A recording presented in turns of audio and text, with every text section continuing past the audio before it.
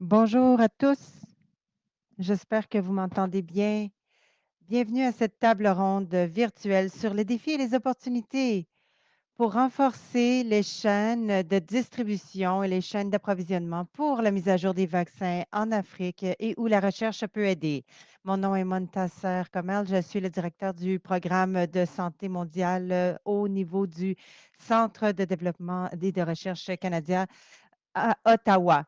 Dans les 15 dernières années, la CRDI a investi dans l'innovation et les solutions pour pouvoir affronter les défis les plus pressants dans les pays émergents.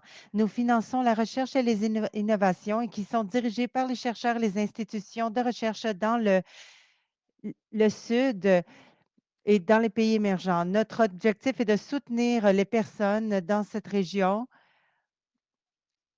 pour trouver des solutions innovantes à leurs propres défis de développement. Comme vous le savez peut-être déjà, seulement 1 des vaccins utilisés en Afrique sont manufacturés sur le continent. Pour adresser cette problématique, nous avons établi l'objectif ambitieux de développer, produire et de distribuer au moins 60 des vaccins. Ceci devrait améliorer la résilience à long terme et améliorer la sécurité de la santé. Pour soutenir cet objectif, la CRDI va faire une série de tables rondes qui rassemblera des experts d'une variété de disciplines pour partager leurs notions et accélérer l'atteinte de notre objectif. La table ronde d'aujourd'hui est la deuxième dans cette série et elle est co-organisée par la CRDI en collaboration avec les Affaires mondiales Canada. Dans la première table ronde, nous avions un panel distingué d'invités spéciaux et les points essentiels que j'aimerais partager avec vous aujourd'hui, je partagerai ces points saillants qui sont ressortis de cette première table ronde. La première, c'est que la manufacture des vaccins devrait être vue comme étant les efforts plus larges pour améliorer la sécurité mondiale, pour faire en sorte que le monde soit un monde plus sécuritaire en investissant dans la science, la recherche et le développement. Le deuxième point de cette première table ronde, c'est que le manque d'un cadre réglementaire robuste en Afrique pour la production des vaccins a été remarqué. Donc, il est impératif d'avoir une approche coordonnée pour harmoniser les politiques vaccinales, les normes et aussi l'accès et aussi avoir un leadership dans le processus. Des initiatives comme un partenariat pour les manufactures ou la production de vaccins africains est critique pour bâtir un écosystème de production de vaccins résiliente. Le troisième point de cette première table ronde, c'est qu'il y avait un besoin essentiel de transfert de technologies pour pouvoir exploiter des priorités des produits qui sont déjà reconnus au niveau mondial pour pouvoir accélérer le progrès dans ces pays émergents.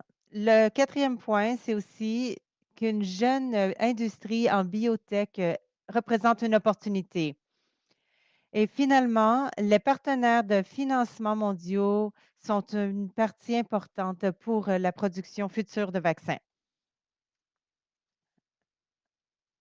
Donc, cette information est disponible en ligne. Si vous l'avez manqué, elle est sur le site web de la CRDI. Maintenant, nous allons passer à cette seconde table ronde. Et pour lancer la séance d'aujourd'hui, nous allons avoir une allocution par notre conférencier invité. Nous aurons une discussion de panélistes et à la suite de tout cela, nous vous inviterons, notre public, à poser vos questions et à fournir vos commentaires via le chat dans la plateforme. Donc, nous souhaitons un accueil chaleureux à tous nos conférenciers et à chacun d'entre vous ici qui se joignent à nous à travers le monde. Donc, avant d'inviter notre invité spécial, j'aimerais reconnaître que je vous parle du bureau chef de la CRDI qui est situé sur le territoire non cédé des peuples algonquins et Anishinaabe qui sont les intendants de la terre et de l'eau que nous appelons maintenant Ottawa depuis des temps immémoriaux. Les connaissances autochtones sont reliées fortement à la terre et les façons de vivre. Il est important de partager les connaissances au Canada et au niveau international. Et cette reconnaissance veut dire de réaffirmer la valeur des connaissances locales et autochtones. Ces reconnaissances veulent également reconnaître l'industrie et l'organisation.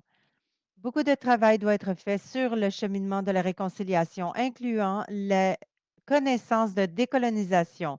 Ceci reflète notre engagement à continuer à soutenir les forces locales et autochtones.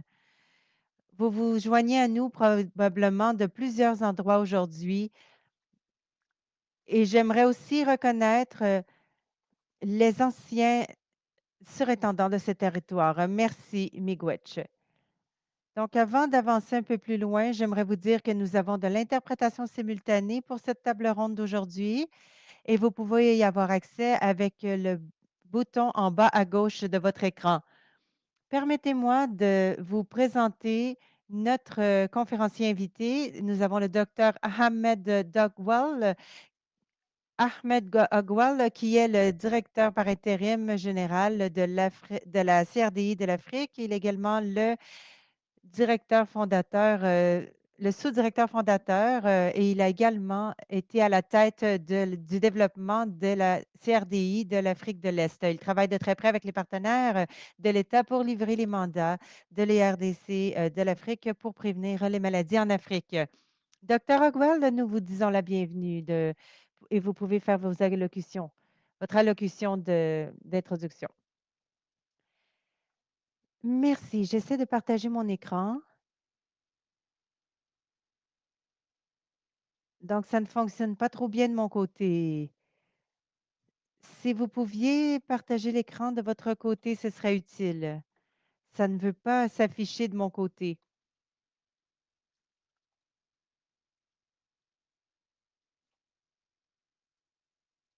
Donc, bonjour, bon après-midi, bonsoir, d'où que vous soyez pour vous joindre à nous aujourd'hui. J'aimerais partager quelques éléments pour débuter cette discussion par rapport à ce que nous faisons ici à la CRDI de l'Afrique.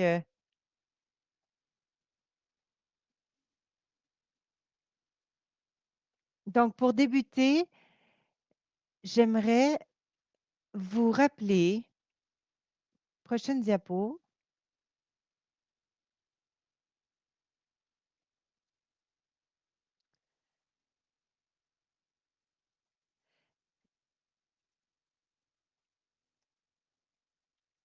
Donc, j'aimerais vous rappeler que durant la pandémie, nous avons vécu beaucoup de choses en tant que continent et en tant qu'institution. Et ces expériences se sont traduites en actions concrètes que les têtes des États et les chefs d'État et les ministres ont pris en compte pour leurs décisions pour pouvoir faire avancer la CDC Africa.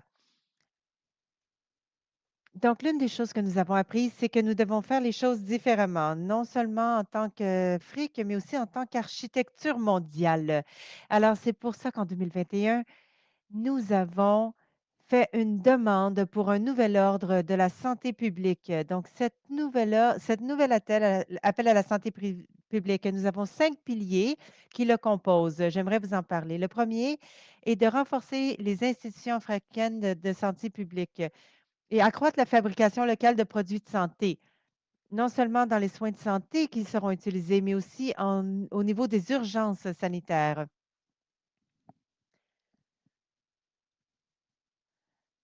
Lorsque nous regardons l'initiative qui est ressortie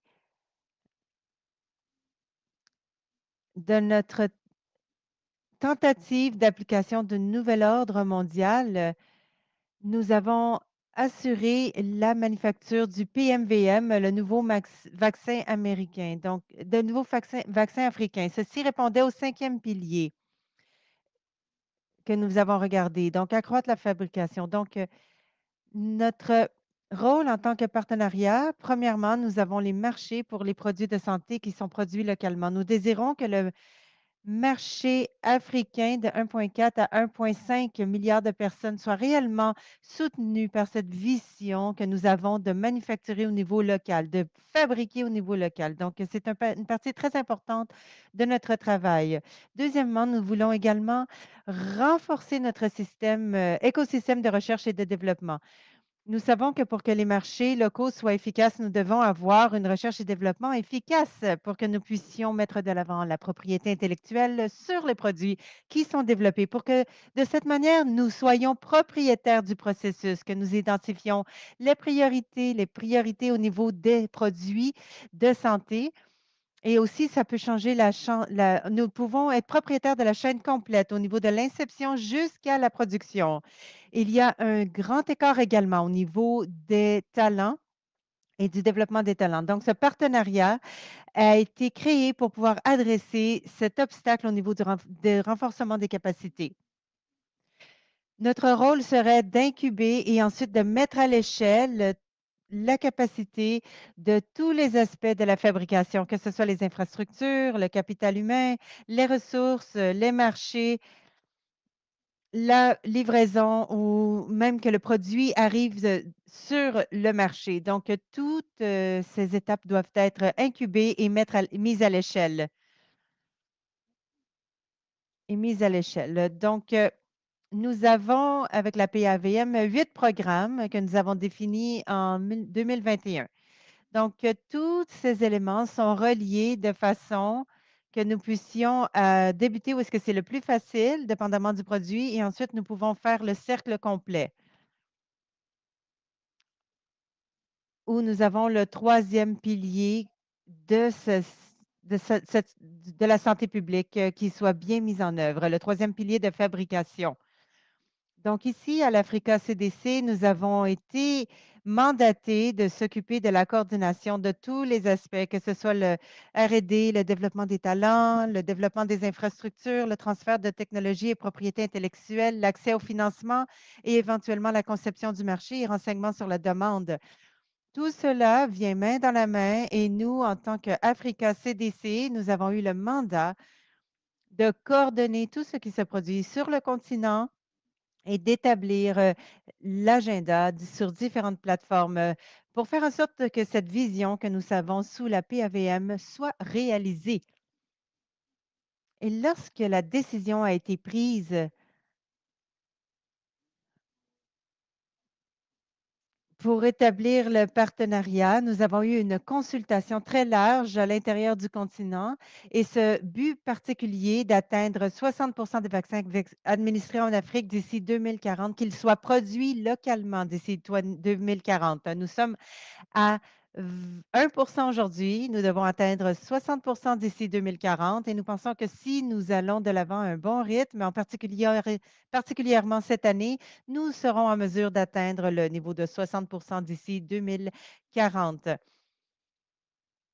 Donc, ce ne sont pas de petits chiffres en termes de doses de vaccins qui sont impliqués, ce sont de gros chiffres. Et si nous devons atteindre 30 cela veut dire que cela représente 530 millions de doses qui doivent être fabriquées et fournies ici même sur le continent. Et d'ici 2040, cela représente 1,3 milliard de doses. Donc, la capacité nécessaire pour pouvoir produire cela. We are not starting from scratch. Nous ne commençons pas dès le début, mais ils doivent être construits dans les prochaines années.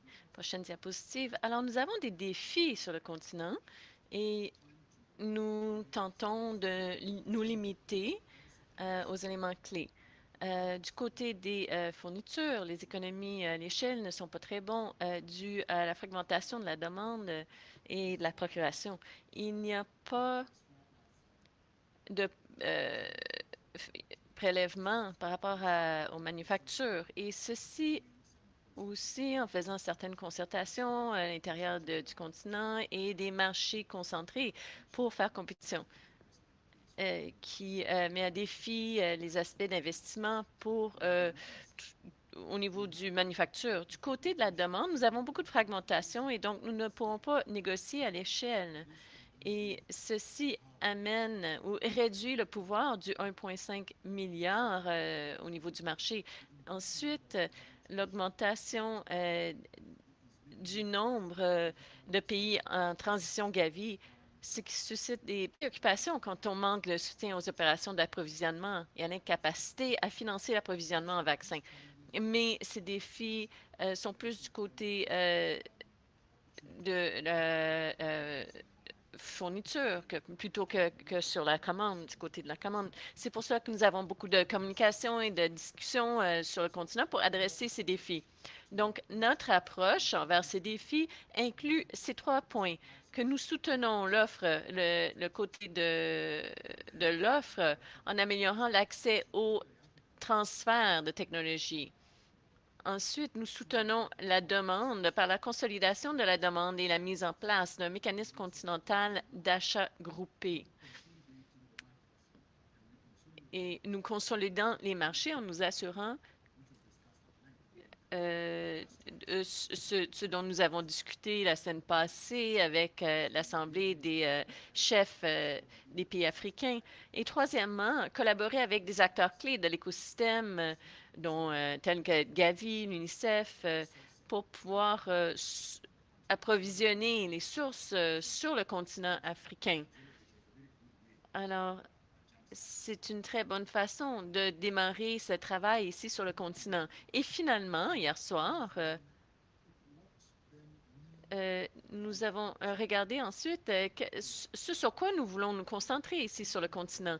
Nous voulons développer un mécanisme de procuration qui assurera que le cheminement vers un marché durable puisse démarrer. Nous voulons consolider la demande, nous voulons pouvoir prévenir la demande, travailler avec les fournisseurs, centraliser les processus et les plateformes pour que nous n'ayons pas trop d'activités fragmentées dans divers pays et nous voulons permettre, faciliter le fonctionnement de l'écosystème à toutes les étapes incluant le mécanisme de procuration. Nous avons trouvé que ce sera très important pour faciliter le travail que nous désirons faire pour arriver aux 60% sur le continent pour 2030.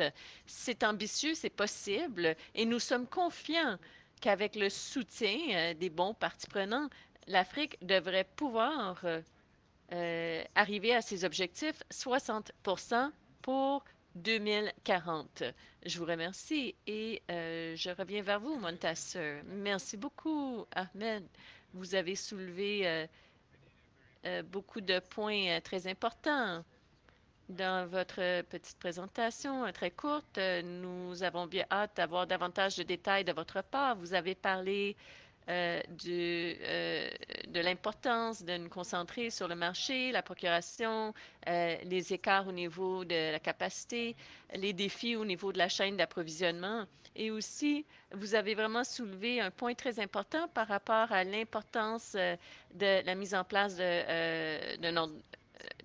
d'activités, l'importance d'une approche centralisée et une approche qui permet à ce que tous les marchés et tous les citoyens aient accès aux vaccins. Vous savez que le plan à l'intérim, l'objectif de 30% pour 2030, c'est très ambitieux et 2030 en grande perspective et tout près de nous. Alors, j'ai bien hâte d'entendre vos rétroactions dans les prochaines séances du webinaire pour vous entendre par rapport aux prochains défis dans la prochaine période. Donc, maintenant, merci encore, Ahmed. Nous passons maintenant à la prochaine étape de ce webinaire, qui est d'entendre parler d'autres experts et professionnels qui travaillent dans ce domaine, qui représentent les différents secteurs et qui sont des acteurs clés du sud mondial qui participent à cette discussion. D'abord, j'aimerais présenter Michel Sédol, qui est conseillère principale en vaccination et responsable mondiale de la chaîne logistique de vaccination à l'UNICEF. Dans le cadre de ses fonctions actuelles, elle travaille en collaboration avec des partenaires et des organismes mondiaux pour aider les gouvernements à renforcer les systèmes de santé afin d'améliorer la couverture et l'équité vaccinale. Le deuxième conférencier est Charles Wisonge, qui est conseiller régional et chef d'équipe pour les maladies à prévention vaccinale au bureau régional de l'OMS pour l'Afrique. Il est également professeur extraordinaire de santé mondiale à l'Université Stellenbosch en Afrique du Sud. Et il est médecin et possède une formation postdoctorale en épidémiologie, en soins de santé fondée sur des données probantes et en vaccinologie. Et nous avons Jacqueline Chiari, qui est gestionnaire régionale de programme pour la sécurité sanitaire mondiale à MREF Health Africa, où elle assure la supervision de gestion, le leadership stratégique et l'expertise technique au sein de l'unité dynamique de sécurité sanitaire qui gère les programmes de santé à travers l'Afrique subsaharienne.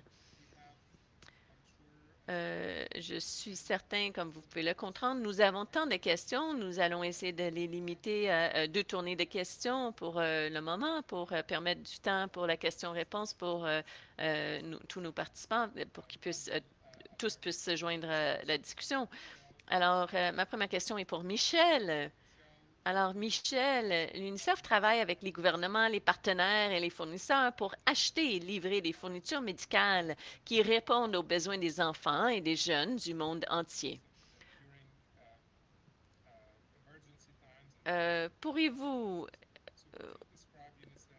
décrire la gamme de modèles de chaînes d'approvisionnement de l'UNICEF pour les vaccins et vos approches pour renforcer les systèmes nationaux de chaînes d'approvisionnement en Afrique? Vous avez 3 minutes, s'il vous plaît, Michel, pour répondre. Allez-y.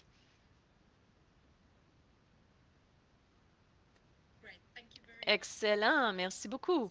Alors, en ce qui concerne notre soutien envers les pays, comment nous y arrivons, je crois que voir les différentes étapes de la chaîne, c'est ce à quoi tous les organismes réfléchissent d'abord. Évaluer où sont les écarts et développer les plans d'amélioration pour pouvoir avoir une chaîne de distribution fonctionnelle.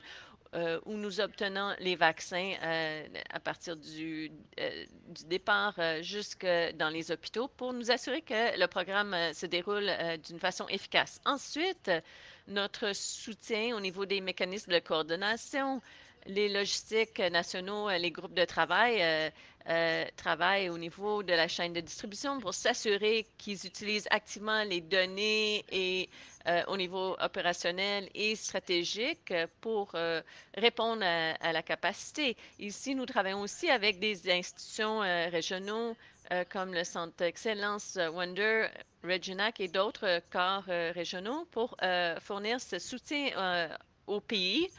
Donc, vraiment avoir des solutions régionales pour y répondre. Les données sont évidemment critiques. Il faut pouvoir gérer les informations, donc renforcer au niveau de la gestion des systèmes d'information, l'utilisation de ces données pour que les gouvernements puissent bien gérer la chaîne de distribution. Et lié très près, évidemment, c'est la prévision et la planification de la chaîne de distribution, de s'assurer qu'à partir de la procuration, les vaccins arrivent dans les pays et se rendent jusque là où nous en avons besoin. Évidemment, nous faisons beaucoup de travail de procuration pour la chaîne de distribution au niveau des vaccins qui sont sensibles aux températures, qui doivent être gardés à des températures appropriées. Et oui, nous travaillons aussi pour nous assurer qu'ils sont optimales pour diriger le développement de ces technologies dans beaucoup d'instances, mais aussi de nous assurer que les technologies sont optimales et que les vaccins sont gardés aux bons endroits pour optimiser la chaîne de distribution d'un pays particulier, mais aussi de s'assurer qu'ils sont au bon niveau que nous obtenons au niveau des capacités d'entreposage qui sont en place pour fournir cette capacité, répondre à cette capacité et la couverture qui est nécessaire.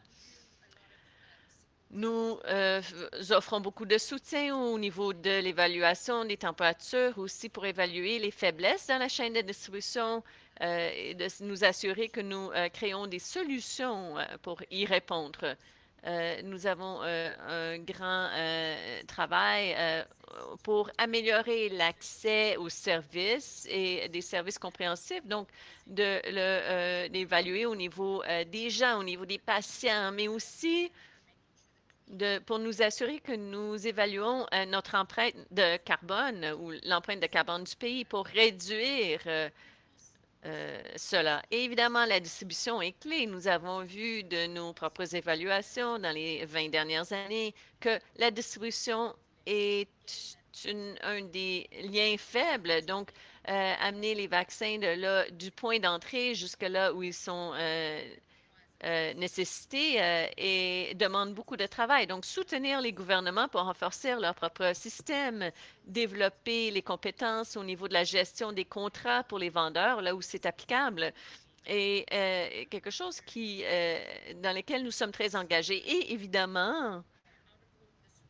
de tout cela, nous voulons nous assurer que nous renforçons les économies régionales lorsque nous nous engageons et nous l'évaluons d'abord pour améliorer les capacités, les systèmes des gouvernements plutôt que de créer des mécanismes en parallèle et évidemment réduire notre empreinte de carbone. Merci. Merci beaucoup, Michel.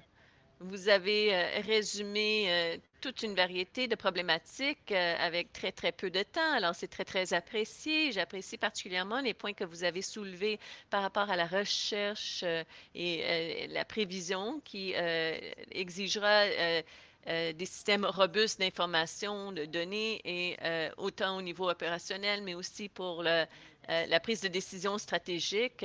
Nous avons vu des images des chaînes de distribution fournies par UNICEF dans le passé et c'est bon d'entendre ce que vous décrivez comme la transition de ces économies locales, les capacités locales, les systèmes locaux et aussi votre attention euh, pour soutenir les pays au niveau de l'empreinte de carbone pour tous ces efforts qui sont très importants. Maintenant, nous devons ajouter clairement la solarisation, l'empreinte de carbone et les inquiétudes face au changement climatique. Donc, merci beaucoup, Michel. Nous allons vous revenir sûrement avec d'autres points pour la discussion. Et maintenant, j'aimerais passer à Charles.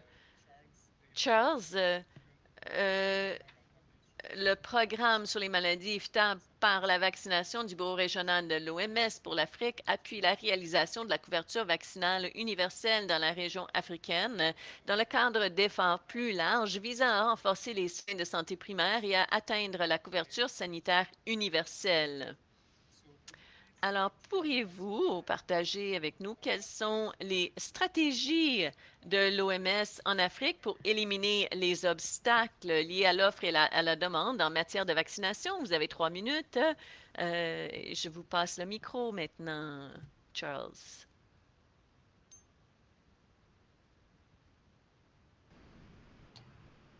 Charles, can you hear us? We can't hear you. Charles, est-ce que tu nous entends? Je vois que vous êtes en ligne.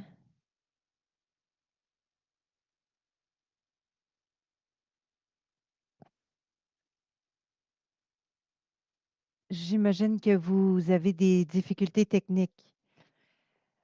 Alors, Jacqueline, je passerai à vous et nous reviendrons à Charles lorsqu'il sera disponible. Jacqueline, vous m'entendez? Je vous vois, c'est super.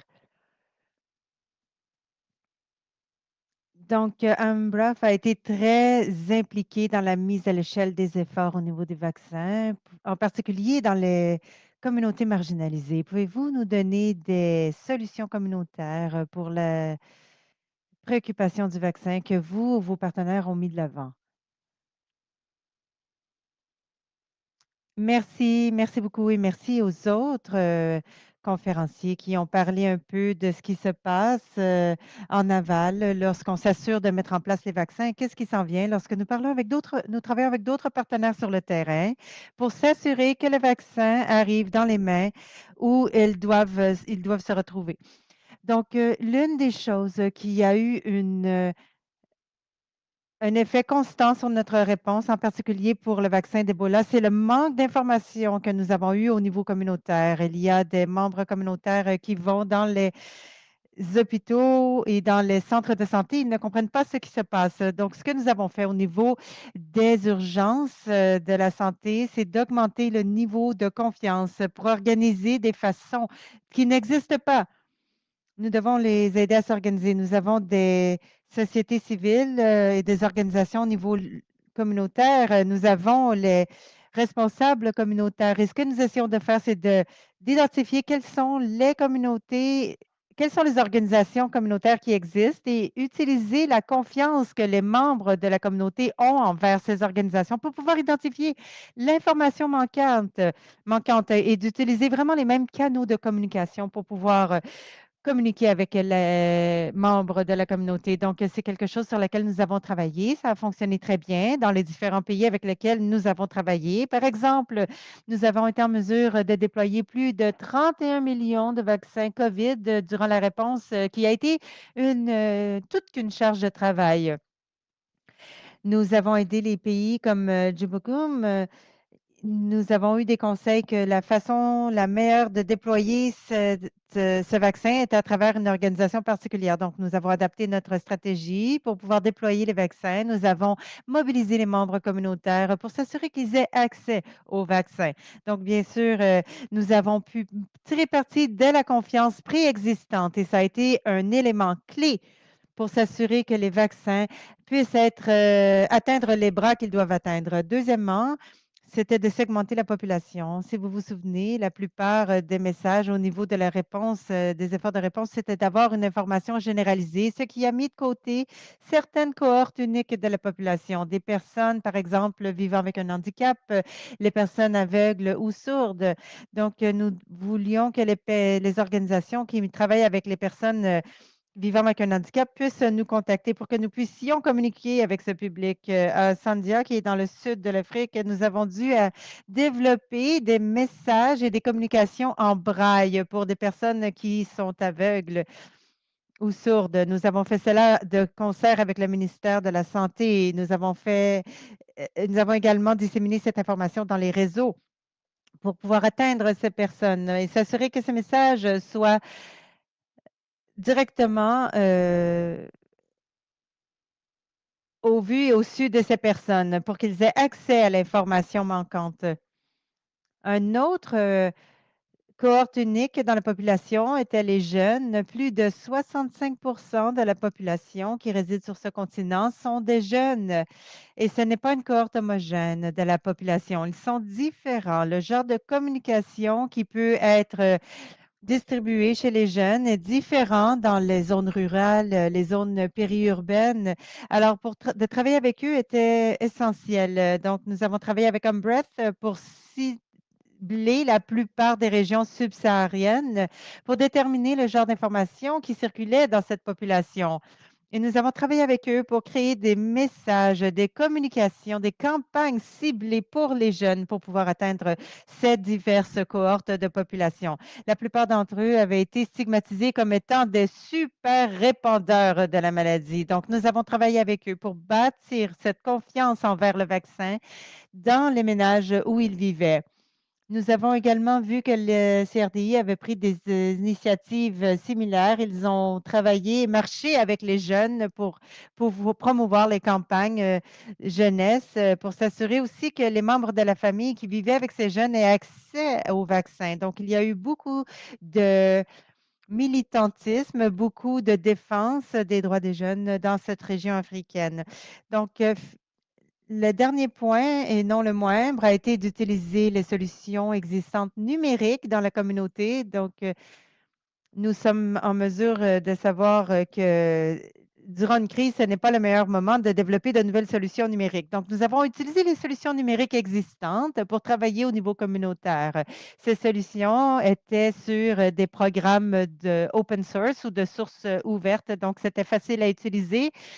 Nous avions des gestionnaires de données qui regardaient les données pour s'assurer que nous puissions les agréger et créer des messages appropriés pour les différents groupes communautaires. Au niveau communautaire, donc, nous avons exploité ces solutions Nous avons marché avec les membres de la communauté pour co-créer ces messages et pour accélérer les messages pour qu'ils soient bien distribués. Merci.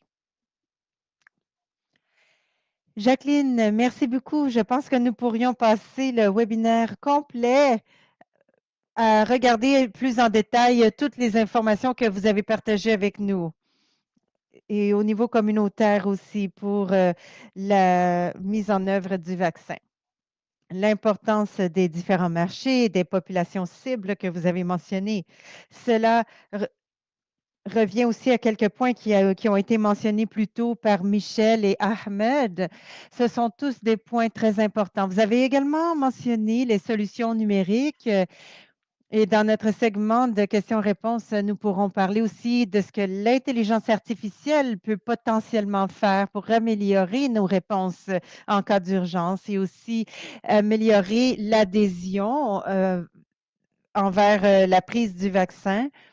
Vous avez également parlé de la recherche qui est très importante, la recherche de développement et la mise en œuvre de la recherche qui est importante aussi pour l'adhésion, en particulier lorsque nous désirons rejoindre des populations qui vivent dans des situations de vulnérabilité. Donc, de très bons points, Jacqueline. Merci beaucoup. Charles, je vois que vous êtes en ligne. Je vous vois. J'espère que vous m'entendez. Pouvez-vous m'entendre, Michael? Charles ne nous entend pas. Charles n'entend pas. Donc, pendant que nous travaillons sur ce problème technique, je vais passer la parole à Ahmed pour pouvoir conclure cette première ronde de questions ou de cette première ronde du panel. Donc, Ahmed, si vous avez d'autres réflexions ou commentaires par rapport aux points qui ont été soulevés par Michel ou Jacqueline, s'il vous plaît, veuillez en discuter. Nous espérons que Charles pourra se joindre à nous par la suite. Ahmed, est-ce que vous nous entendez?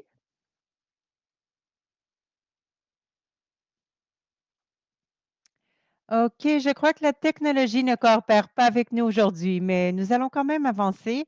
Je passerai à notre seconde ronde conversationnelle avec ce panel. J'aimerais changer de direction un peu en parlant plus spécifiquement des écarts au niveau de la recherche et aussi des opportunités. Charles, est-ce que vous nous entendez?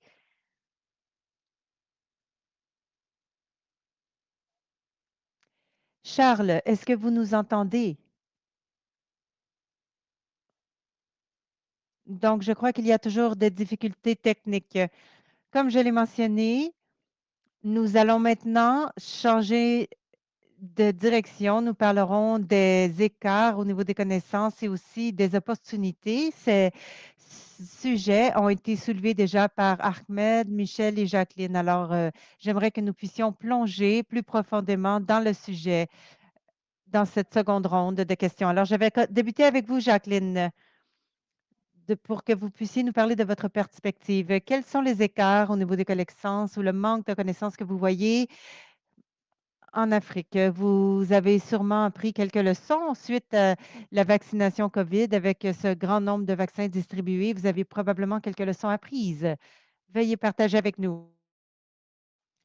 Bien sûr, beaucoup de leçons, mais je crois que la meilleure partie de tout cela, c'est que nous avons l'opportunité d'appliquer ces notions. Nous avons plus de 150 000 urgences sanitaires, que ce soit des maladies ou des urgences ponctuelles. Nous avons travaillé pour développer ces vaccins et de redessiner la distribution sur le continent. Donc, présentement, les efforts de déploiement du vaccin de choléra au Zambie et Kenya, qui est un vaccin qui est distribué depuis les 3 derniers mois. Nous avons toujours le vaccin de l'Ebola, mais l'adhésion manque. Nous essayons le plus possible que les filles adolescentes puissent avoir accès au vaccin de l'HPV, du papillovirus humain. Donc, en particulier au Kenya, la plupart des programmes de vaccinaux vont jusqu'à l'âge d'1 an et de plus en plus demandent que nous déployions le vaccin pour jusqu'à l'âge de 2 ans. Ce serait bien de voir comment les efforts de la distribution du vaccin de la COVID-19 puissent avoir un effet ou un impact sur l'adhérence et l'adhésion pour les autres vaccins. Nous avons de plus en plus de découvertes au niveau des médicaments pour adresser les situations sanitaires sur le continent africain. Donc, nous désirons déterminer comment cette pandémie et la distribution du vaccin de la COVID-19 a eu un impact sur le niveau d'adhésion. Donc, étant donné que le risque de la COVID a été diminué, donc on doit quand même s'assurer que les programmes de vaccination chez les adultes soient mis en œuvre également. Donc, je crois que maintenant, nous avons le privilège de mieux comprendre comment le vaccin de la COVID-19 a eu un impact sur nous. Donc, ce que nous voyons dans les médias sociaux présentement, nous avons plusieurs rapports énonçant que les jeunes sont de plus en plus affectés par des maladies cardiovasculaires, par exemple. Et c'est répandu chez les jeunes athlètes également. Nous avons également des cas de long COVID dans les médias sociaux. Nous ne savons pas si c'est vrai ou non. Donc, cela peut mitiger nos effets de distribuer le vaccin dans la population. Mais notre optique est de continuer de déployer ce vaccin, en particulier dans les populations ici, et comment ce manque d'information va avoir un effet sur le déploiement de la vaccination C19, de la COVID-19, les personnes aînées, les personnes qui vivent avec des maladies. Si on ne comprend pas cela, cela veut dire que nos efforts en termes de déploiement de la COVID-19 seront perturbés parce qu'il y a un manque de connaissances dans cet espace. Donc, on a besoin d'un peu plus d'informations, de recherche par rapport à cette désinformation pour pouvoir savoir comment déployer le vaccin de la COVID-19 pour les populations cibles. Et finalement, nous devons regarder à l'extérieur du secteur de la santé, regarder les déterminants sociaux au niveau de l'adhésion et de la prise du vaccin. Si on regarde les tendances, en particulier dans l'Afrique subsaharienne, les régions qui ont une bonne adhésion sont des régions qui ont de systèmes de santé solides. Par exemple, au Kenya, la couverture d'immunisation routinière est un endroit où est-ce qu'il y a une adhésion faible envers le vaccin de la COVID-19.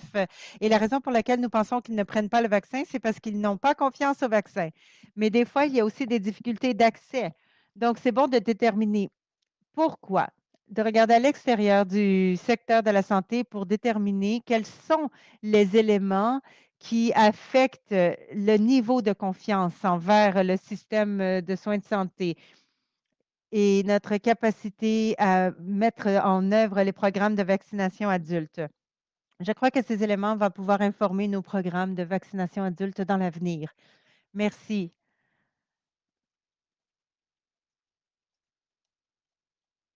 Donc, l'importance de la segmentation des groupes d'âge dans la population est importante.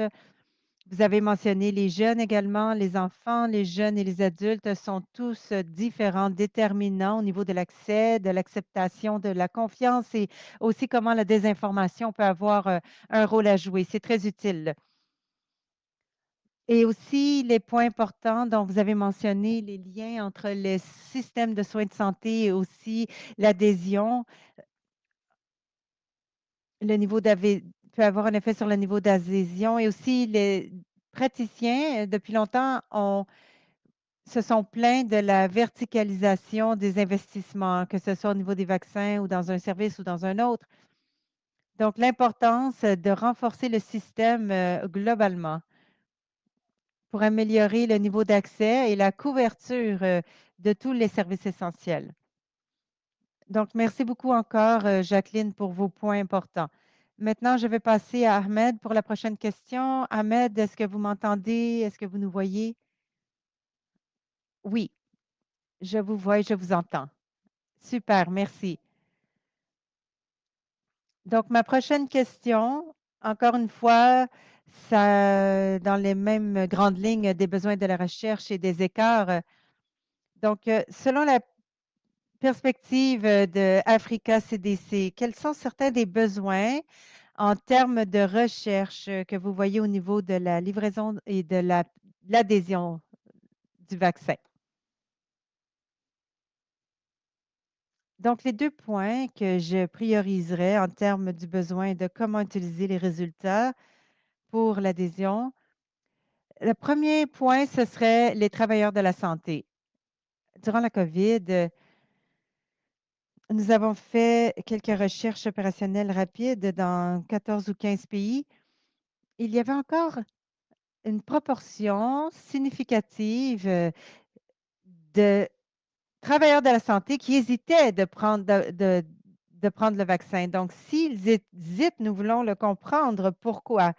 C'est quelque chose que nous désirons faire, c'est de savoir de façon détaillée pourquoi est-ce que les travailleurs de la santé hésitent à prendre le vaccin. Donc, nous devons adresser ces préoccupations et voir si elles sont reliées à l'hésitation dans la communauté également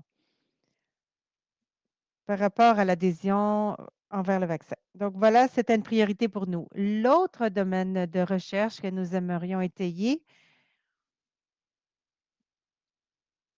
c'est lorsque vous regardez les profils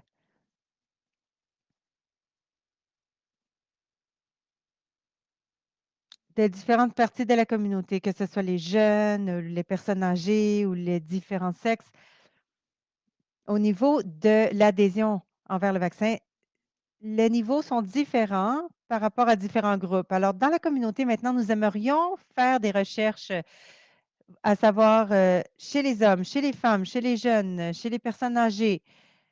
Quelles sont les préoccupations particulières que ces groupes différents peuvent avoir? De cette façon, nous pourrons travailler sur l'atténuation de ces préoccupations lorsque nous planifions une campagne de vaccination ou d'immunisation, car nous voyons encore des nombres significatifs à l'intérieur de la communauté de personnes hésitantes ou résistantes à se faire vacciner. Nous croyons que cela pourra aider dans la façon que nous créons les campagnes de vaccination d'urgence et la façon que nous créons aussi les campagnes de vaccination routinières. Si on regarde la campagne de vaccination routinière, nous n'avons pas autant de données complètes que nous désirions l'avoir au niveau des personnes qui hésitent à se faire vacciner. Donc, dans les prochains mois, nous envisageons faire une bonne collecte de données pour mieux comprendre les critères ou les différents éléments de préoccupation pour pouvoir les mettre en œuvre pour améliorer l'adhésion durant nos prochaines campagnes de vaccination d'urgence. Merci beaucoup, Ahmed. Encore une fois, ce sont de très bons points, comme toujours. Le point dont vous avez parlé, les groupes d'âge, de comprendre les différents facteurs qui peuvent avoir une influence sur la décision à se faire vacciner ou non dans les différents groupes. Et aussi le point au niveau des travailleurs de la santé est très important. Nous avons vu cela partout dans le monde. C'est surprenant dans le cadre de la COVID-19. Cela représente vraiment le pouvoir de ces communications non scientifiques et des fois des communications issues de la santé publique qui ne sont pas efficaces non plus. Et aussi, vous avez parlé du point d'avoir des recherches qui distinguent l'immunisation d'urgence et l'immunisation routinière et d'avoir des études qui puissent soutenir la mise en œuvre de ces différentes campagnes dans les deux contextes. Et c'est très important. L'équipe essaie toujours de connecter Charles à cette réunion. Mais pour l'instant, je vais passer à Michel pour ma prochaine question. Michel, vous avez parlé de nombre de certains écarts dans la recherche et de questions de recherche importantes que vous avez. Mais peut-être que vous pouvez parler spécifiquement de l'écart au niveau des connaissances en termes d'efficacité du vaccin. Comme Ahmed vient de mentionner, peut-être que vous pourrez élaborer vous-même et Jacqueline également. De la perspective de l'UNICEF, il y a beaucoup de travail qui a été fait au niveau de l'hésitation, mais ce sur quoi j'aimerais mettre l'accent, c'est sur les innovations des produits à travers une lentille, une perspective de la chaîne d'approvisionnement. Je crois que c'est essentiel pour que le vaccin puisse être entre les mains des populations et que nous puissions aussi étendre son utilisation. Bien qu'il y ait du travail continu sur l'étude de l'hésitation reliée au vaccin, d'adresser cette préoccupation, la collaboration avec différents réseaux sociaux. Mais d'une perspective de la chaîne d'approvisionnement, nous croyons que l'innovation est essentielle. Des innovations, des vaccins, des patchs micro-raies, de réduire la sensibilité du vaccin pour que plusieurs travailleurs de la santé puissent administrer le vaccin. Pour nous, c'est essentiel. Également, de réduire les différentes doses dans la formulation et aussi différentes combinaisons d'antigènes pour qu'on n'ait pas besoin de suivi et que nous puissions réduire ces écarts. Donc, ce sont des besoins au niveau de la recherche et de l'innovation dans l'espace de l'immunisation. La technologie et l'innovation sont critiques également, sont essentielles. Lorsqu'on a fait des études de surveillance de la température, nous voyons qu'il y avait beaucoup de gel durant la chaîne d'approvisionnement. Donc, lorsque vous vaccinez un enfant avec un vaccin qui potentiellement ne fonctionne pas ou pourrait causer des dommages, c'est critique et essentiel pour nous de mettre l'accent sur la qualité des vaccins dans la chaîne d'approvisionnement. Donc, il faut avoir des transporteurs qui garantissent qu'il n'y aura pas de gel pour s'assurer que les vaccins puissent se rendre aux communautés qui en ont besoin et que ce soit des vaccins qui soient viables. C'est essentiel. Évidemment, dans les 2 dernières années, lorsqu'on a regardé les entreposages, il y a eu une évolution incroyable au niveau de la réfrigération et des technologies d'entreposage. Nous avons vu que les batteries étaient un maillon faible dans la capacité d'entreposage. Donc, nous avons retiré les batteries et nous avons utilisé des réfrigérateurs qui sont alimentés par l'énergie solaire. Donc, cela nous a permis de s'assurer que nous avions de bonnes conditions d'entreposage. Je viens du sud de l'Afrique. Il y a beaucoup de pannes d'électricité et j'ai travaillé à travers le continent également et ça se produit. C'est un défi essentiel à adresser, en particulier au niveau des points de livraison de services. Donc, s'assurer que l'entreposage sécuritaire soit disponible. Nous avons vu également qu'au niveau de la traçabilité, il y avait un manque de confiance durant la COVID et avec le vaccin de la COVID. Donc, c'est important que le vaccin soit authentifié de la part du manufacturier et à travers toutes les étapes de la chaîne d'approvisionnement, qui pourrait faire augmenter aussi la confiance des travailleurs de la santé pour utiliser ce vaccin. Et bien sûr, utiliser des machines d'apprentissage IA pour pouvoir analyser les quantités phénoménales de données que les gouvernements ont ou détiennent pour pouvoir optimiser les chaînes d'approvisionnement. Et évidemment, il y a également les opérations et la recherche en termes d'opérations.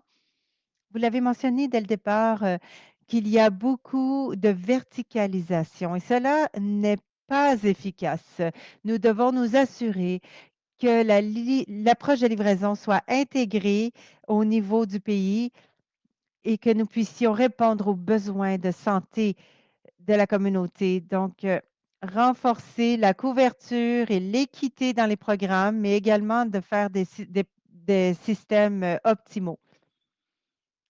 Et je crois que Dr. Hamed en a parlé également, mais il y a aussi l'élément des gens, les travailleurs de la santé. Utiliser la science, utiliser la recherche pour améliorer les comportements et les comprendre et améliorer la performance de la mise en œuvre du vaccin. Merci. Merci beaucoup, Michel. Vous avez mentionné un bon nombre de points importants. J'imaginais, il y a la science, la découverte, la fabrication et ensuite il y a les populations, il y a la route entre les deux, la technologie de la chaîne d'approvisionnement, les messages, la communication, les systèmes en place pour la livraison. Et tout cela doit être bien aligné, si on peut dire, pour pouvoir rejoindre les objectifs. En parlant, vous avez mentionné l'immunisation routinière, comme plusieurs d'entre nous l'avons vu ou le savons. L'UNICEF ou les campagnes nationales d'UNICEF ou du gouvernement, donc il y a l'immunisation, mais vous avez des campagnes de rattrapage dans certains cas aussi. Alors, pourquoi certaines populations se mettent en file pour avoir un vaccin et tandis que d'autres sont complètement réticentes? Donc, c'est une question d'écart, des connaissances en termes de ce qui fonctionne, ce qui ne fonctionne pas. Je crois que c'est un élément important dans tout cela. Et aussi au niveau de la technologie et de l'innovation des produits qui sont également la clé, ce qui peut aider au niveau de l'acceptabilité de la vaccination dans certaines populations. Ce sont tous de très bons points. Je crois que Charles a toujours certaines difficultés techniques. Alors, nous avons encore du temps pour travailler là-dessus. Mais maintenant, ce que j'aimerais faire, Charles, est-ce que vous nous entendez? Il est là, il est un des participants. J'ai vu que sa main était levée à un certain point. Oui, je crois qu'il y a une difficulté technique au niveau du son et de sa connexion. Charles, nous sommes toujours ici. J'espère que nous pourrons résoudre cette problématique, que ce soit de notre côté ou du vôtre.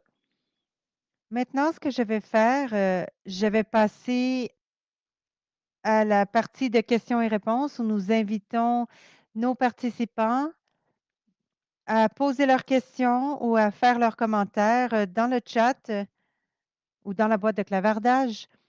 Et je demanderai à Ahmed, Michel et Jacqueline d'allumer vos caméras, s'il vous plaît, pour que nous puissions répondre à certains des commentaires ou des questions que nous recevrons des participants. Alors, une question du panel.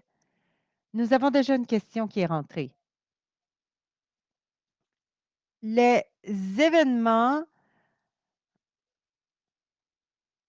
défavorables qui sont peu fréquents, je crois que la question, c'est plutôt comment traitons-nous les réactions défavorables au vaccin? Des fois, ça peut arriver ou ça peut contribuer au niveau d'hésitation, au niveau de la désinformation ou de la réjection du vaccin. Donc, Michel, est-ce que je peux commencer avec vous? Dans l'histoire de l'UNICEF, vous avez probablement vu ça une couple de fois.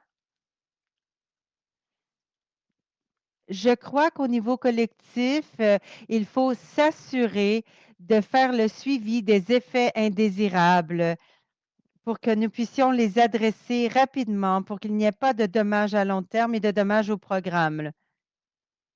Bien sûr, nous savons qu'il y a des événements ou des réactions indésirables qui peuvent être mineures, qui font partie de la façon dont le vaccin fonctionne. Donc, c'est important de communiquer cela, de s'assurer que les travailleurs de la santé le comprennent et puissent communiquer à quoi s'attendre lorsque nous recevons ce vaccin et quand ces réactions sont normales et quand elles ne le sont pas. Donc, en faire le suivi, de s'assurer que nous les comprenions et que nous adressions ces réactions indésirables de façon ponctuelle et rapidement et que nous adressions aussi les préoccupations de la communauté. C'est un élément critique, essentiel. De s'assurer qu'il y a un contrôle de qualité également au niveau de la chaîne d'approvisionnement, s'assurer que les vaccins soient entreposés de façon optimale, qu'ils ne soient pas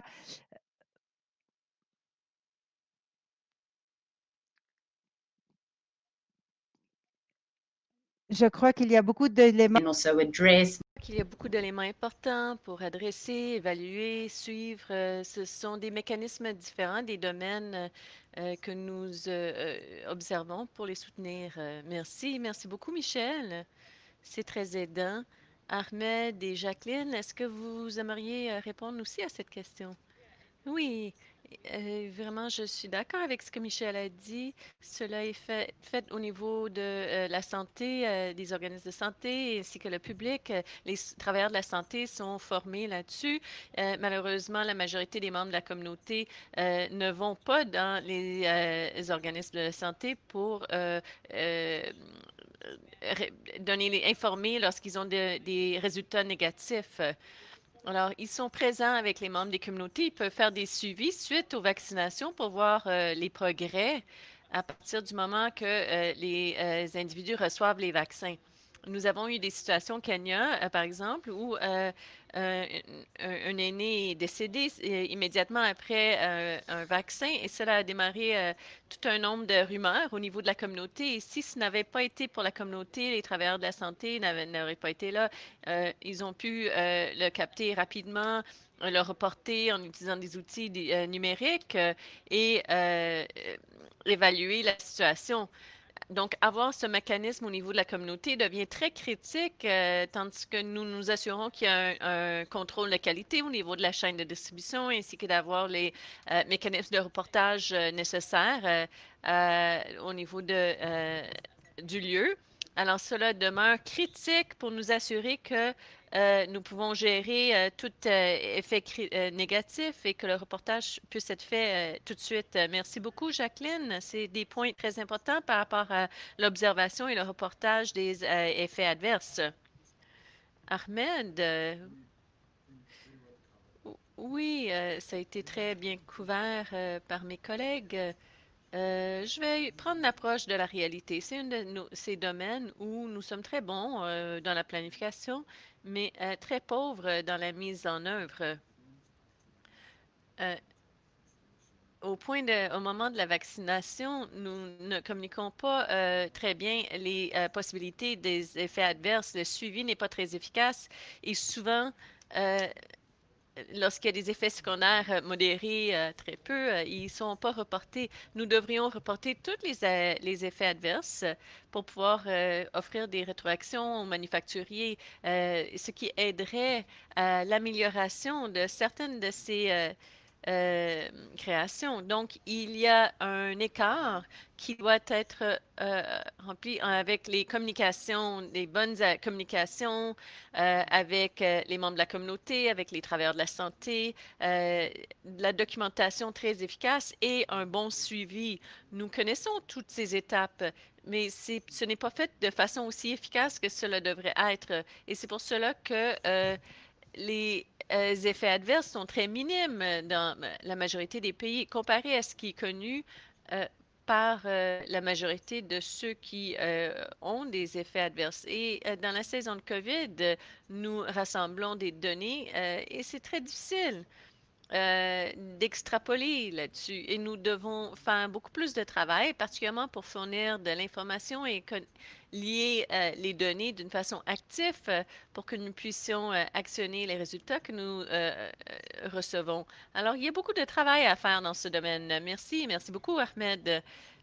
Et tandis que, excusez-moi, que davantage de questions rentrent, Ahmed, j'aimerais vous poser une question ou soulever un point que vous avez nommé plus tôt par rapport à l'environnement réglementaire. Lorsqu'on parle de l'environnement réglementaire pour la manufacture des vaccins, avoir un environnement réglementaire approprié pour la production de vaccins, est-ce qu'il y a aussi un besoin ou quels autres environnements réglementaires, de politique sont nécessaires pour le déroulement des vaccins? Est-ce qu'il y a une structure particulière qui est nécessaire, comme nous venons de parler du reportage sur les effets adverses? Est-ce que c'est réglementaire ou une problématique opérationnelle, une question de politique? Quelles sont vos réflexions par rapport à l'environnement réglementaire en Afrique pour le déroulement et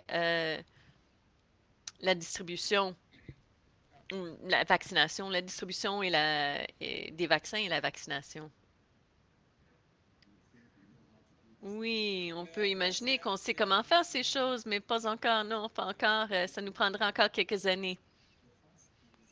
D'abord, il y a la structure classique, réglementaire, où on retrouve les autorités nationales réglementaires qui font leur travail pour contribuer à construire la confiance de la population au niveau du fait que ce qui est produit est de bonne qualité.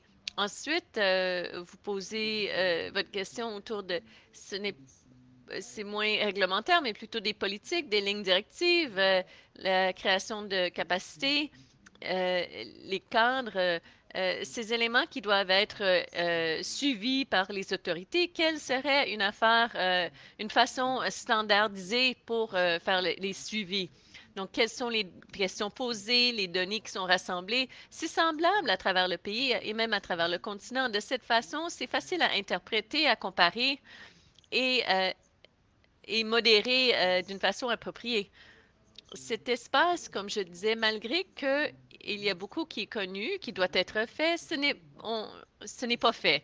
Alors, comment le surveiller? Cela exige le fait que le ministère de la Santé crée une unité de surveillance qui puisse surveiller les routines des vaccins et des vaccins d'urgence quand cela est nécessaire. Et troisièmement,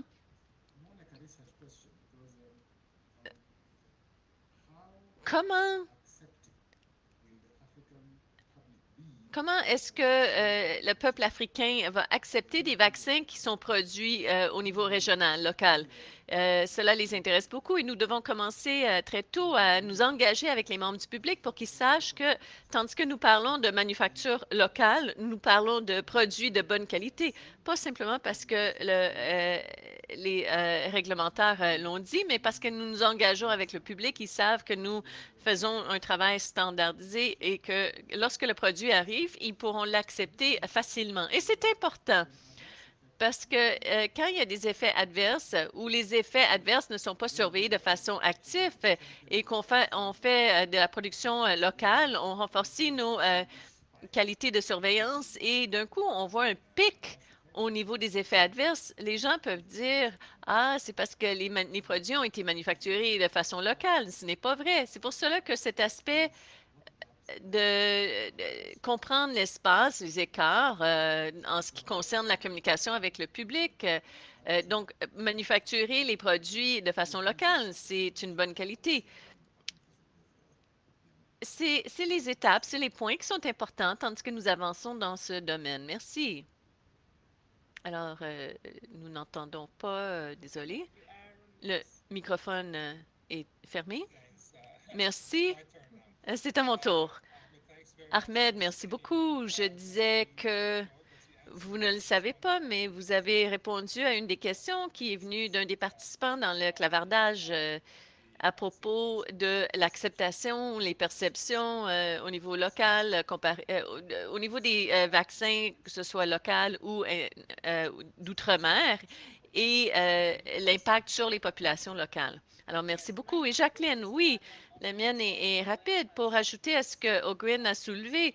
Une des raisons pour lesquelles nous avons eu un reportage si bas des effets adverses suite à l'immunisation, c'est à cause du mécanisme de reportage qui était en place. Je crois que pour la majorité des pays, c'était fait de façon séparée par rapport à ce qui était possible de capter au niveau des détails des clients précédant les vaccins.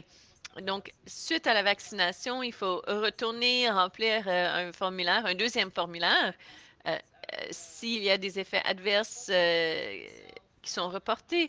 Alors, cela a créé des obstacles aux efforts. Et donc, nous avons à nous assurer que le système AFEI est intégré dans le système maintenant que nous avons une pause au niveau des urgences sur le continent pour pouvoir nous préparer à pouvoir faire des reportages, que ce soit un système fluide et universel au niveau du reportage des situations. Merci beaucoup, Jacqueline. Nous avons une question pour vous de la part d'un de nos participants. Alors, restez là, s'il vous plaît. Chère Jacqueline, à propos des vaccins contre le COVID-19, étant donné que le continent de l'Afrique était moins impacté pendant la pandémie, quelle est votre opinion en ce qui concerne l'établissement d'immunisation routinière, comme dans la situation, comme ce que nous retrouvons pour le CRDI, et en comprenant le fait que la communauté ne fait pas confiance à ce vaccin? C'est une bonne question. Je crois que c'est quelque chose dont nous parlons constamment. Nous avons dit que c'était beaucoup plus bas sur le continent africain, mais les chances de mourir une fois qu'on était contaminé étaient beaucoup plus élevées. Et c'est pour cela que nous devons rester vaccinés en tout temps. Et lorsque nous regardons les gens qui ont été le plus impactés, ce sont les travailleurs dans le soin de la santé. Nous regardons les tendances et nous combattons deux épidémies différentes sur le continent. Nous travaillons avec les maladies infectieuses ainsi que communicables. Cela veut dire que nous devons être mieux préparés, que nous devons adopter une routine d'immunisation de notre population adulte avec le vaccin du COVID pour rester protégés. Donc, il y a un cas pour cela et le ministère de la Santé devrait comprendre pourquoi nous devons intégrer cela et offrir l'éducation pour que ceux qui doivent y accéder puissent y accéder. Merci, merci beaucoup. Merci beaucoup, Jacqueline. Nous avons aussi, je ne vais pas passer commentaire parce que je veux laisser de la place pour les questions qui arrivent des participants.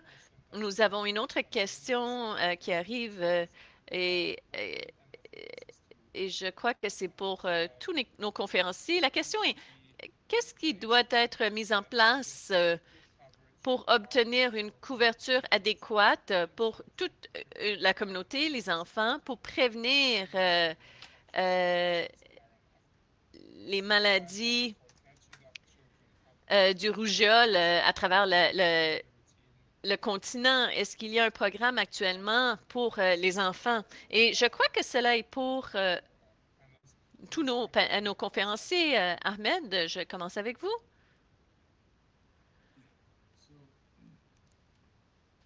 Oui, alors,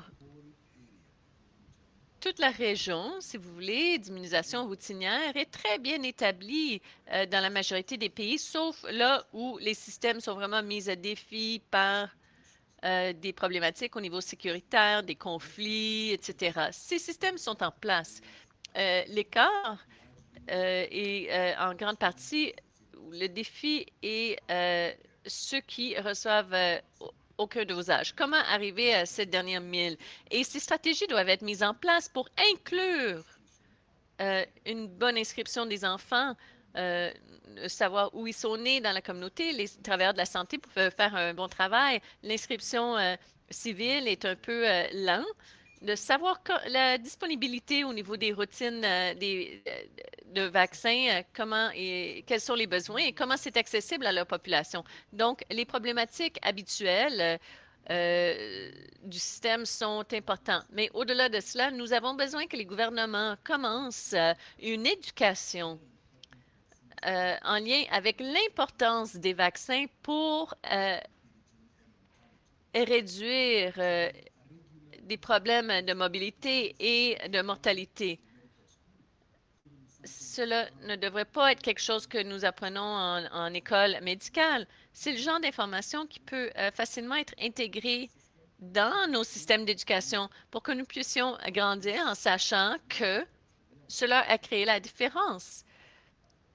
Et nous avons toutes les données qui le prouvent. Cela fait la différence et ça a fait de la différence. Donc, s'assurer que son enfant, les enfants de votre voisin, a été vacciné, a été immunisé, c'est important. Donc, pour moi, ces deux éléments, de faire en sorte que cela fasse partie de l'éducation régulière et les stratégies pour vacciner ces enfants réduiraient le risque d'une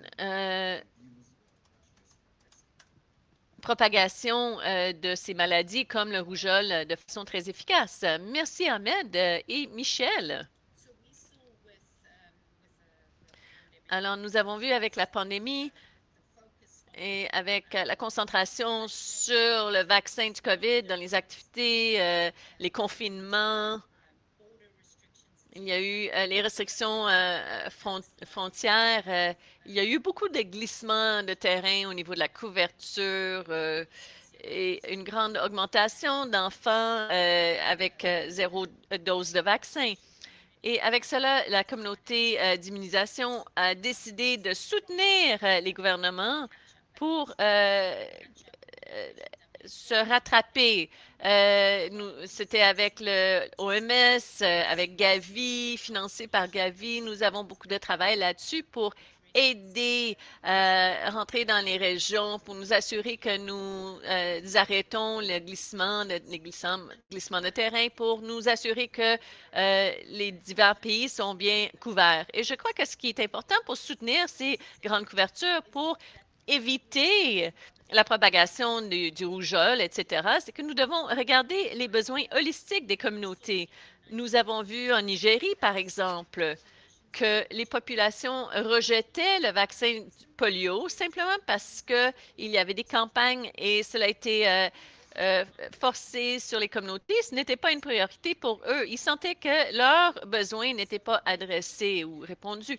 Donc, de nous assurer que nous avons soutenir les gouvernements pour qu'ils aient une approche intégrée, pour que les besoins holistiques, les besoins entiers des communautés soient répondus, qu'ils aient des écoles fonctionnelles, que leurs besoins nutritionnels soient répondus. C'est critique pour adresser tout le système de la santé et de s'assurer que cet élément au niveau de l'immunisation soit aussi pris en bonne considération.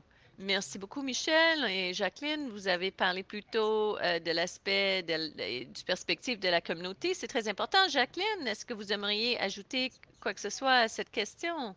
Oui, en plus de ce que mes collègues ont discuté, un des éléments que nous devons apprécier, c'est que la rougeole est une des dernières immunisations des enfants qui est offerte dans la région. Au Kenya, nous l'offrons à 9 mois. Il y a certains pays qui l'offrent à 12 ou 15 mois. Et à ce moment-là, la mère est sûrement déjà passée à autre chose. Et c'est pour cela que nous devons regarder les déterminants particuliers de pourquoi nous recevons ou ne recevons pas nos immunisations.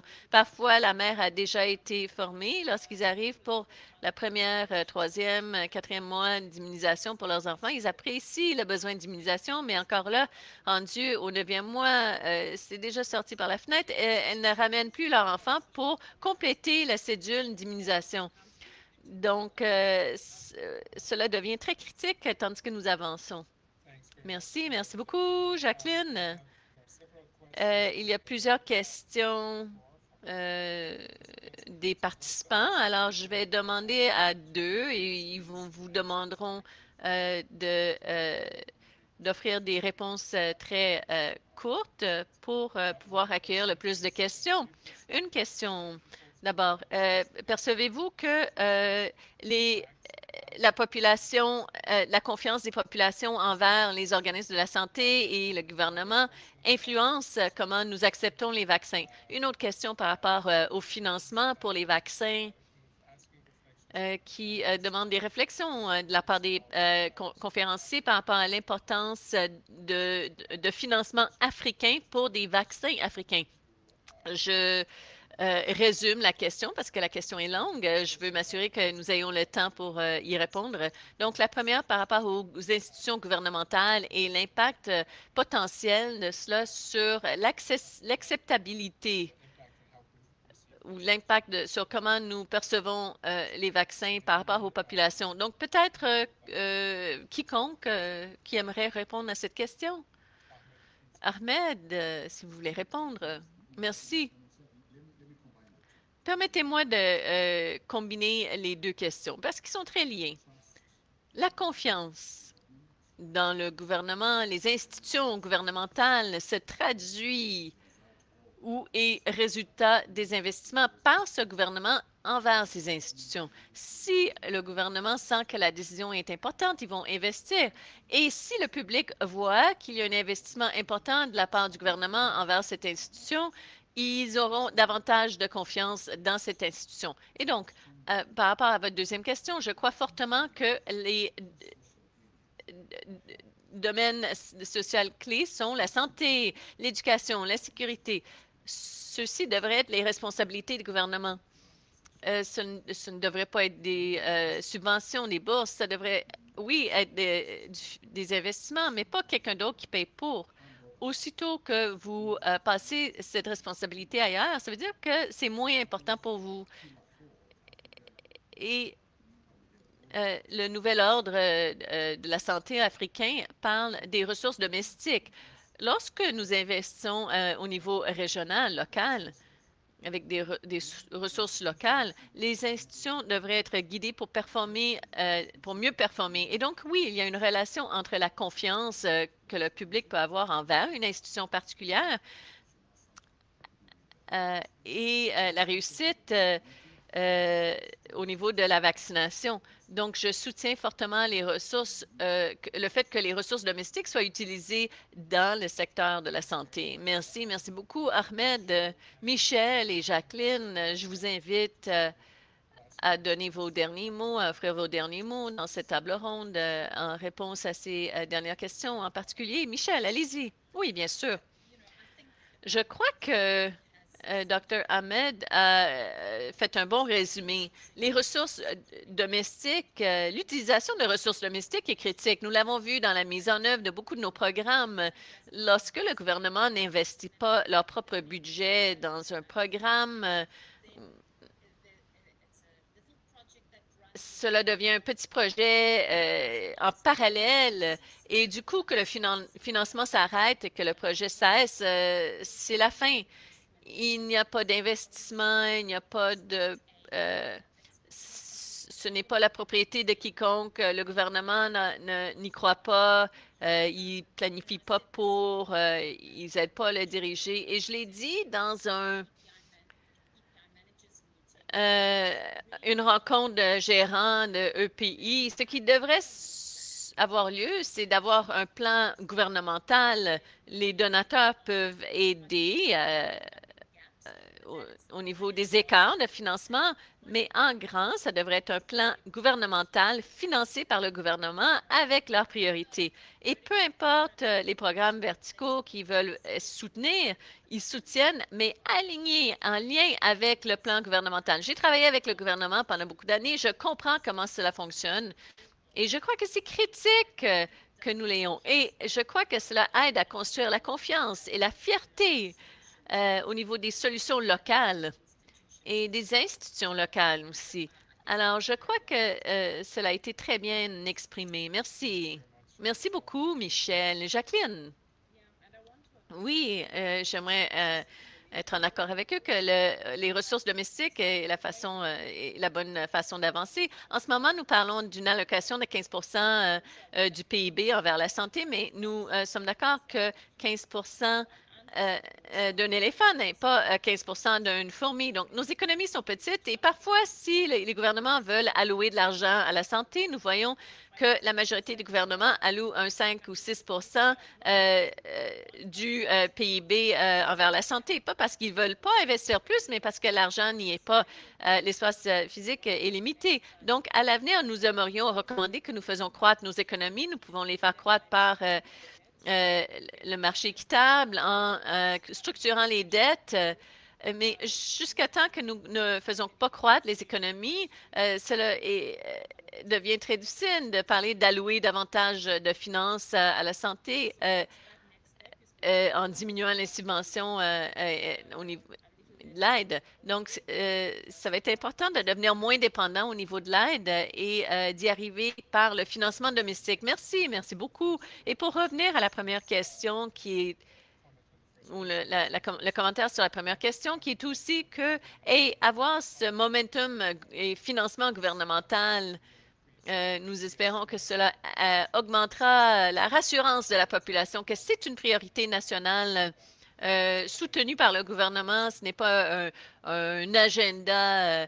de l'étranger ou un facteur influençant qui nourrit parfois des rumeurs et des mésinformations ou des désinformations. Et donc, je crois que la planification gouvernementale est clé. Nous pourrions continuer pendant plusieurs heures dans cette discussion, mais je comprends que tout le monde a du temps limité et nous devons conclure en espérant revenir à beaucoup de ces points, incluant avec Charles, en espérant que la connectivité fonctionne beaucoup mieux. J'aimerais passer à la partie finale du webinaire aujourd'hui, qui est d'inviter Melissa Risku à nous offrir ses derniers commentaires. Melissa, si vous pourriez venir sur l'écran, ce serait excellent. Je vais vous ouvrir l'écran. Melissa Risku est directrice pour Affaires mondiales Canada. Elle a travaillé comme directrice pour la force de travail du Canada au niveau du COVID-19 à un niveau mondial. Melissa a tenu plusieurs rôles de gestion à Affaires mondiales Canada comme directrice en nutrition et conseillère envers le ministre adjoint pour le développement international, où elle a travaillé sur la politique multilatérale ainsi que les partenariats d'aide internationale avec les Canadiens. Melissa, ça me fait plaisir de vous accueillir encore avec nous aujourd'hui dans le deuxième webinaire comme co-organisatrice du webinaire. Melissa, je vous passe le micro. Merci beaucoup de m'accueillir aujourd'hui pour cette chaleureuse présentation. Ça a été une discussion très stimulante basée sur le premier webinaire auquel j'ai participé. Ça me fait plaisir d'être ici aujourd'hui.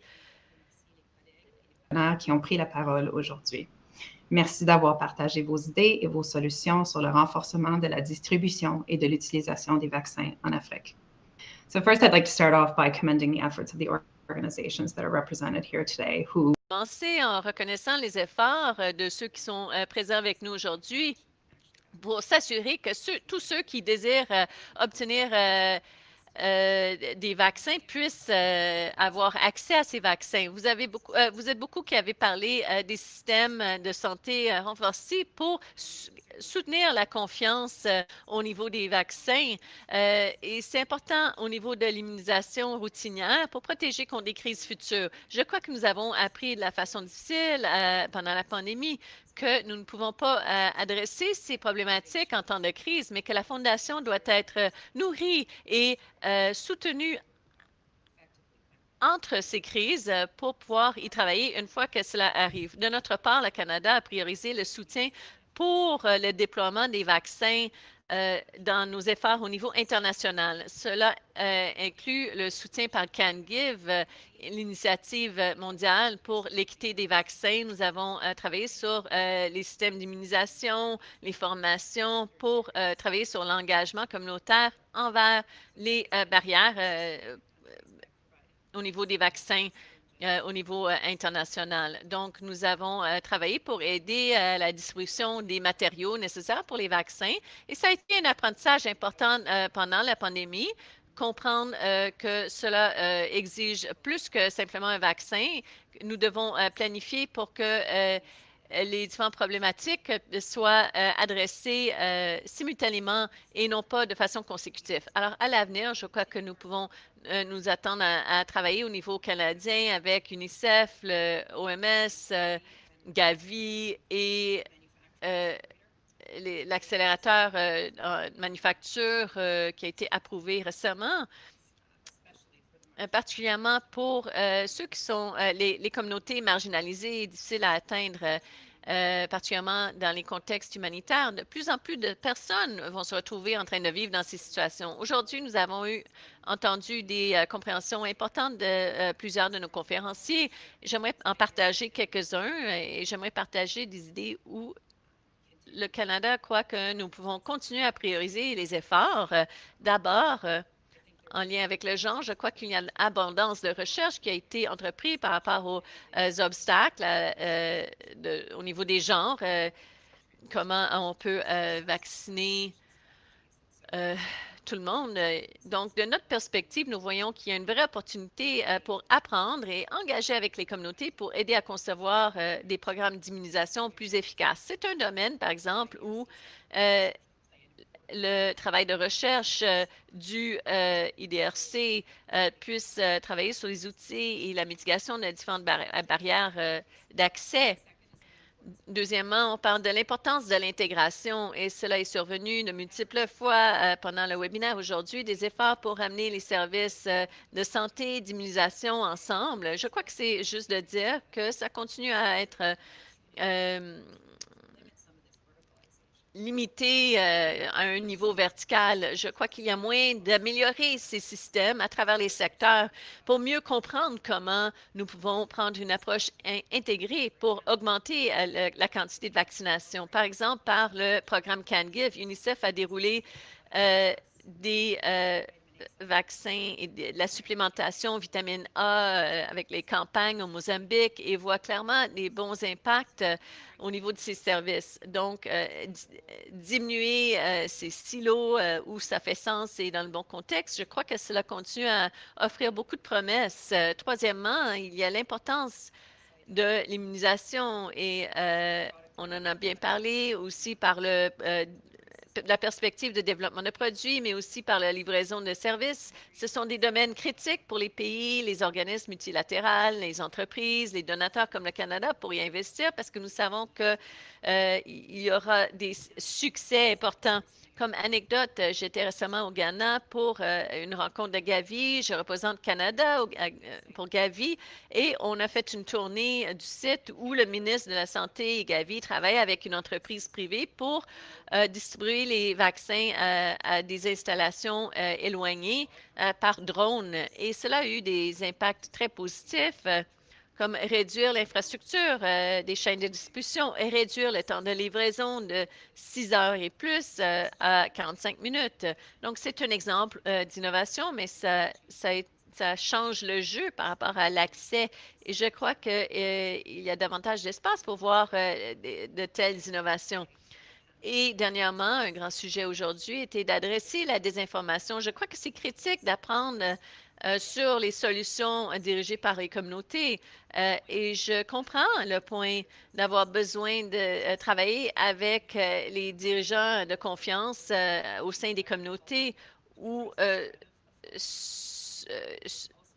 les sages peuvent adresser ces problèmes de désinformation. Et je crois que c'est clair que nous devons étendre nos efforts pour combattre la désinformation. Et j'apprécie le fait que pour arriver à l'équité, nous devons travailler fortement sur notre approche, incluant avec les travailleurs de la santé. Nous ne connaissons pas tous les impacts que nous avons eus sur l'hésitation au niveau de la vaccination. Et je crois que ce sera important de comprendre les résultats de ces programmes pour la prochaine crise. Alors, je vais m'arrêter. Je me remercie tous les conférenciers, sa population contre les maladies infectieuses maintenant et à l'avenir. Thanks very much for having me. Back to you. Thanks very much. Thanks very much, Melissa, for your. Merci beaucoup, Melissa, pour vos commentaires inspirants et d'avoir résumé l'engagement du Canada pour inclure la sécurité des vaccins et la fourniture des produits. Alors, Charles, est-ce que vous nous entendez? Et pouvez-vous parler, si vous voulez dire un dernier mot? On a dépassé notre temps un peu, mais enfin, vous êtes connectés. Nous ne voulons pas perdre cette opportunité de vous laisser partager quelques derniers commentaires de l'OMS par rapport au déroulement des vaccins et de la vaccination en Afrique. Si vous pouvez être très rapide. Nous n'avons plus beaucoup de temps, mais nous sommes très enjoués de vous retrouver parmi nous. Oui, merci. Alors, qu'est-ce qui arrive?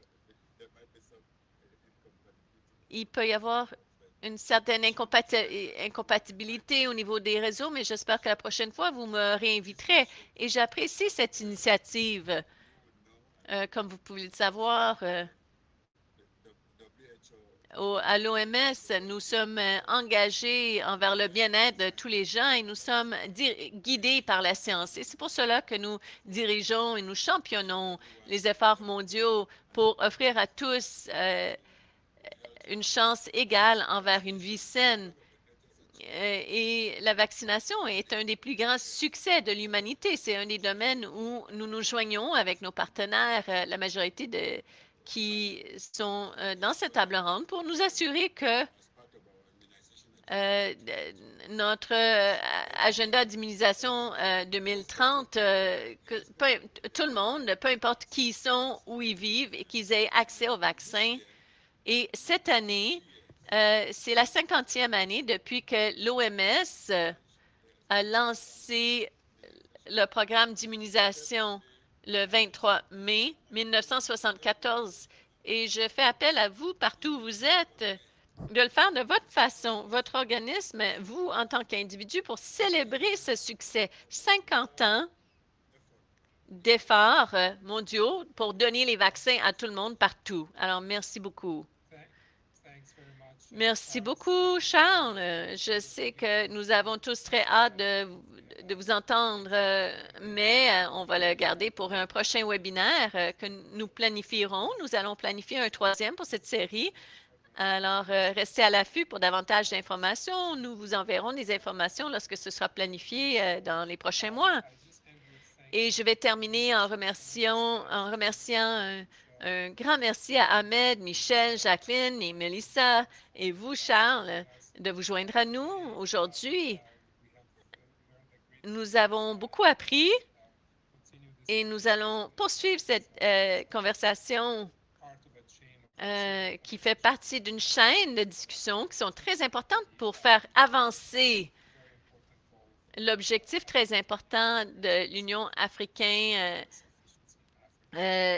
l'autosuffisance vaccinale au Canada au niveau de l'acceptation des vaccins et la vaccination. Merci beaucoup. Merci à nos participants, nos interprètes, toutes les équipes en arrière-plan qui ont travaillé pour arriver ce webinaire à terme aujourd'hui.